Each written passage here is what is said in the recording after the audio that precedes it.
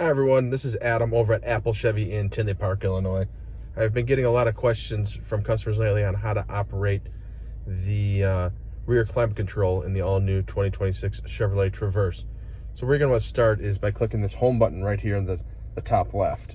That's going to bring you to this screen. On this screen, you're going to click the climate control right there. So in the climate control, you got the front passengers at a comfortable 65 degrees right now. You got your first row here and your second row here. Let's see what's going on in the second row. So second row, the temperature is completely off. So you want to turn that on for you. And oh, you got the temperature up to 79 degrees. Must have been a shift in temperature over the past 24 hours here in Chicago, which can happen. So you're going to want to bring that down for your rear passengers. Or if you just wanted to sync it up with your front passenger, just click the sync button here and get everybody to that 65 degree temperature. So to recap, you want to click this home button here, click the climate there,